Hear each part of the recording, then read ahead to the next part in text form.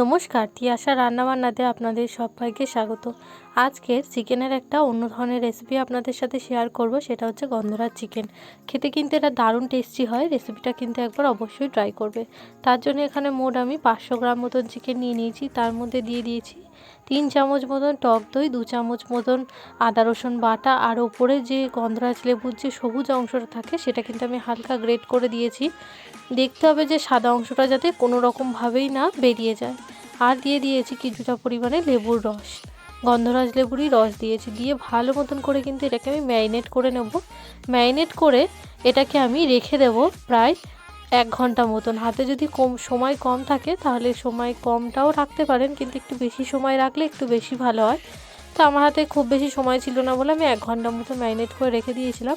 এদিকে আমি gas on করে একটা কড়া বসিয়ে এর মধ্যে সর্ষের তেল দিয়ে তেলটা গরম করে নিয়ে তারপরে দিয়ে দিয়েছি গোটা গরম মশলা ফোড়নে, দিয়ে দিয়েছি শুকনো লঙ্কা, আর তারপরে এখানে দিয়ে দিয়েছি 4টে মিডিয়াম সাইজের পেঁয়াজকে এরকম মিহি করে কুচিয়ে নিয়েছিলাম পেঁয়াজটা। এবার দিয়ে পেঁয়াজটাকে কিন্তু হালকা একটু ভাজা ভাজা করে নেব। পেঁয়াজটা ভাজা ভাজা হয়ে গেছে, এবার আমি ম্যারিনেট করা চিকেনটার মধ্যে অ্যাড করে দিলাম। এবার চিকেনটা দিয়ে 2 থেকে 3 মিনিট মতন গ্যাসটা লোতে দিয়ে খুব ভালো মতন করে কষিয়ে নেব। এই গন্ধরাজ চিকেনটা খেতে কিন্তু দারুণ টেস্টি হয়। রেসিপিটা কিন্তু একবার অবশ্যই ট্রাই করতে পারেন।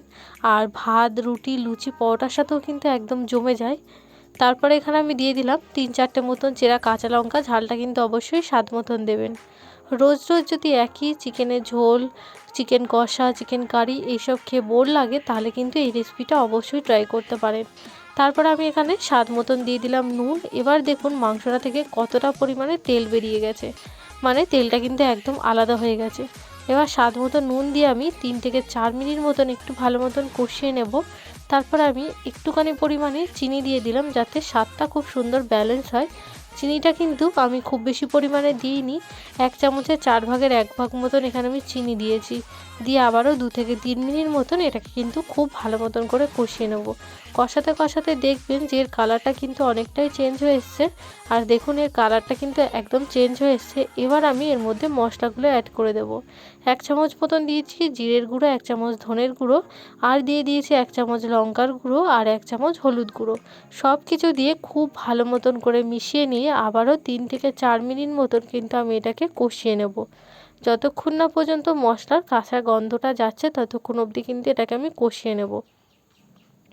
এবার আমি আলুটা দিয়ে দিয়েছি। আলুটাকে কিন্তু আমি আগে ভেজেই রেখেছিলাম, সেটা আর আমি ভিডিও করিনি। তো আলুটা দিয়ে দিয়েছি, আলুটা দিয়ে ভালো মতন মিশিয়ে নিয়েছি।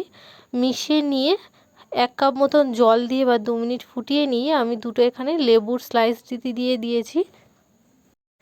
ব্যাস রেডি হয়ে গেল আমাদের কিন্তু গন্ধরাজ চিকেন। খেতে কিন্তু দারুণ হয়। রেসিপিটা কিন্তু একবার অবশ্যই ট্রাই করবেন।